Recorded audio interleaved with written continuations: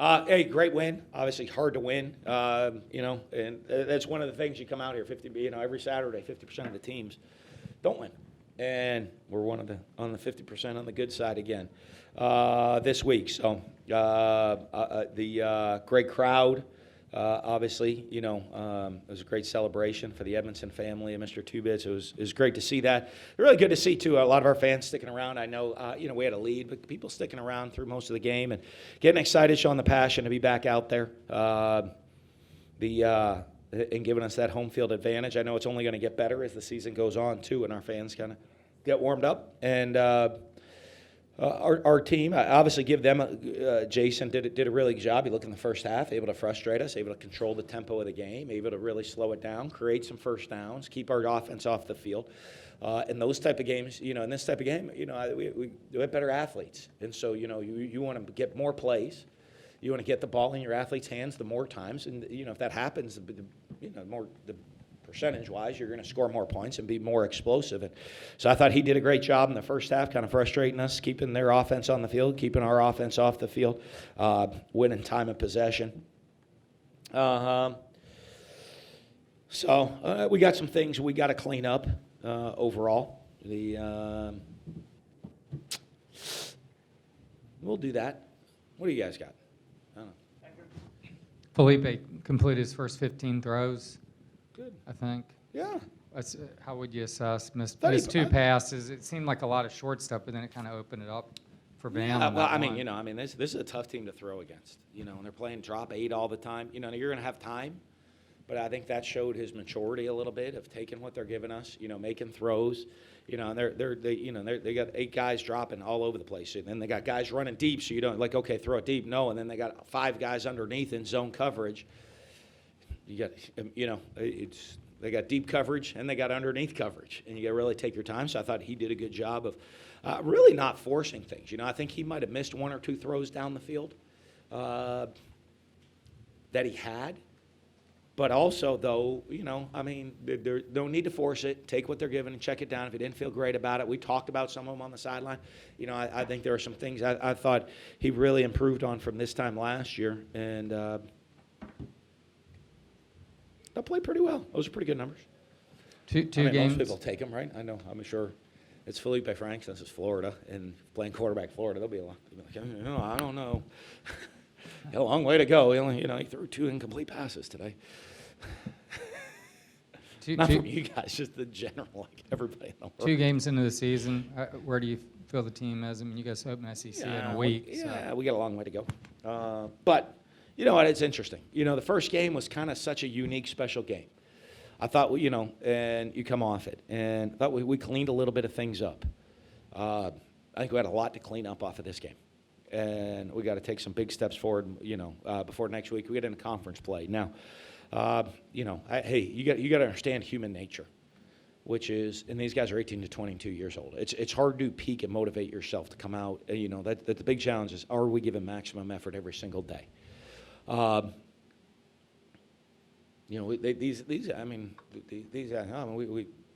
little more talented than they were. They're really well coached. They did an excellent job. Their kids played really hard. We just have a little bit more talent, and our guys know that.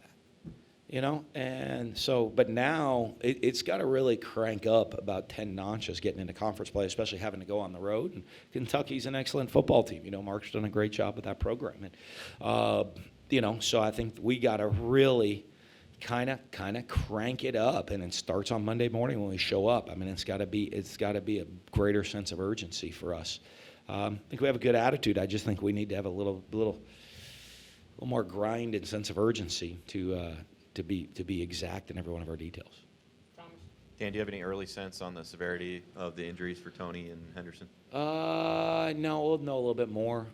Tony, they were going to check out a little bit more. His could be. They didn't think CJ's. From what we learned, what they gave me, they don't think it was much. At most, maybe a slight ankle sprain. But, obviously we'll get a lot more information on Monday for you. It seemed the first quarter you were really trying to establish the running game, and you weren't maybe able to find that. Is that something that you were trying to get early on going? Yeah, well, we want to be balanced, and one of the ones try to do is run the ball, establish a run, and get their, all these guys that are dropping so deep up a little bit and be able to take some shots down the field. Like I said, I mean, they're kind of a little different defense, I mean, they're a little different style of defense than you're used to seeing. So, but they did a really good job, and as the game went on, I mean, you look, I guess, if you look statistically, I mean, a pretty solid night for us. I think it was just. Frustrating. That first half went fast. We weren't getting a lot of plays. We didn't get a lot of possessions, and we end up making a mistake and end up with a field goal in the first possession. We miss a block and don't convert a fourth down on another possession, and then we kind of run out of time at the end of the half. But great learning things. Think about that play at the end of the half. Boy, that was well executed. I think. I mean, obviously, not the hold and you'd love to catch it. You know what I mean? But to even get the ball snapped within that situation, I was really pleased with our guys. We had some veteran guys. You look at the quarterback's receiver, run back, and be able to manage all of that to get that ball snapped at that situation was pretty good. I understand you probably didn't want to talk about having the opportunity to play younger guys late in this game, coming into it. But what does it mean for guys like Kyrie Elam and Chester Kimmer to get in there and get their feet wet? Yeah, it was great. One of the things we did, we played guys all through the game, if you saw that. I mean, that was one of the things we went into. It wasn't like, okay, we're going to play this group, get them out, and then play this group. I wanted guys rolling right from the beginning throughout the team. And so I think it seemed that way, that we were rolling a lot of players through. Maybe I'm off on that. I'll see when I go watch the film. But, I mean, that was the plan, and it felt like we were rolling a lot of players through. And so it wasn't just like, okay, hey, younger guys, you're getting these reps kind of in game in hand. They were getting the reps with, the one defense with real stuff going on, and same offensively. Dan, just want to ask, what does Mr. Two Bits mean to you, and what do you think it means to the school? Well, I mean, so much.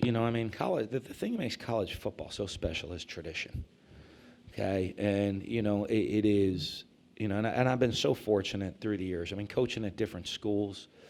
I mean, being at Mississippi State with the cowbell, and I know people kind of thinking that's a funny thing and laugh at it, like, oh, that cowbell's annoying.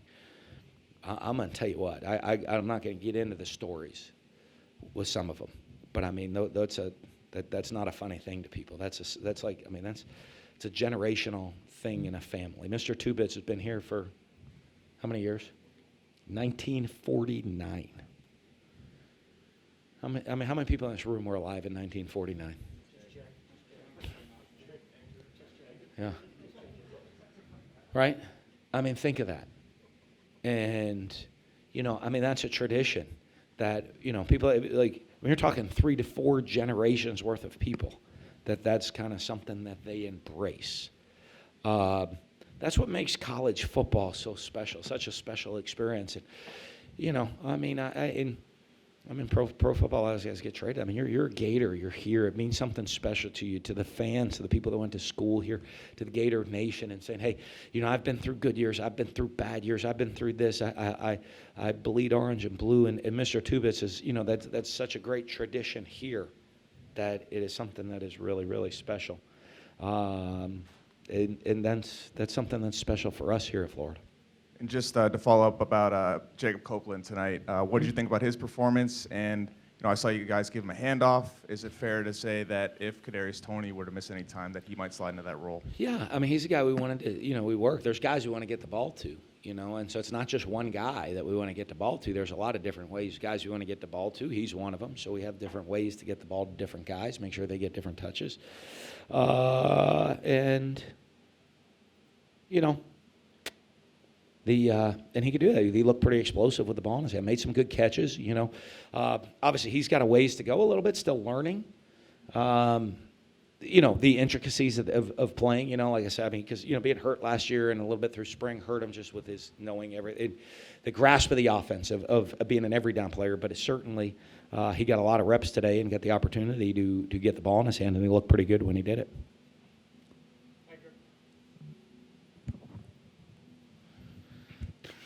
How's Sean Davis played the first couple games? I thought he's been pretty good. So, for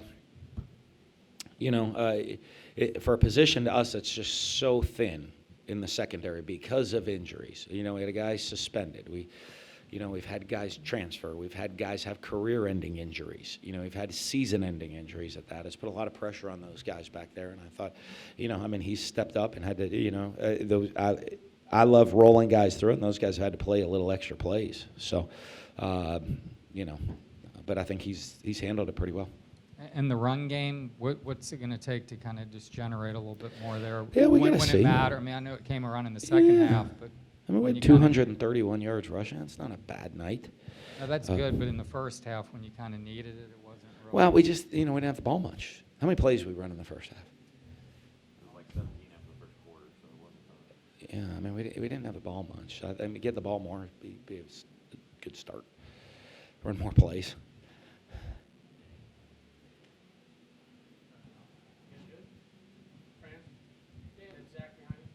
Go ahead. I'm waiting. I know you guys aren't going to ask it, though. How about the play of your offensive line? It seemed that they kind of got into the game as you went along as well, Yeah, too. you know, I mean, they're a young group. Obviously, they said we're playing a very unorthodox style of defense, and that, you know, that shows up front. I mean, receivers run around, and the quarterback's got to kind of hold the ball. I mean, it's scary to play if you don't have a veteran quarterback that's going to kind of be patient and not try to force the ball, but can stand in the pocket and stay a little extra.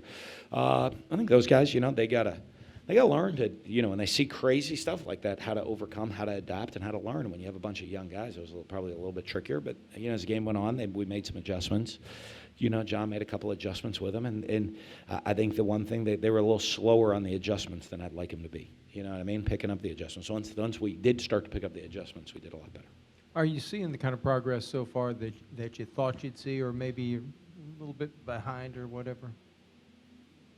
No. We've given up 1 sack in 2 games, right? Or 2 sacks in 1 game. How many do we have for game 1? 1? And 1 tonight. Ran for 231 yards. That's okay. You know, I mean, we're going to keep teaching. You know, I mean, I don't know there's a position that doesn't have to get a lot better. Dan, you guys have your opening drive. You get in the red zone, not able to score, and then you Yeah, finish. what happened on that? We had a Yeah, mistake. Kyle slipped. Huh? Kyle slipped. Yeah. Oh, Yeah. So you tackle by the 20-yard line. Yeah. But then to have that happen, then come in second and third quarter and reel off 4 touchdown drives, just how big was that to see from that unit? Oh, it was huge. I mean, I don't know. That was a super friendly halftime, to be honest with you. So it's good to see us come out and play harder in the second half. And then to have Kyer Elam make his first career That was interception. great. First turnover for the defense this season, too. You know, I mean, one of the things in this game that you give them credit. I mean, you know, the team came in here. You know, you watch a lot of times, and you know, they converted some first downs in the first half. They didn't turn the ball over until late. You know, give Jason and his team a lot of credit that way. They played a pretty solid game, and you know, and you know. That's credit to them. And then great play by Kyer. I mean, it's jump ball. He's one-on-one, and he goes and makes the play. Great play by him. And happy. Hopefully he gets some confidence to build off of with that. Thanks, guys. Thanks. Thank you, guys.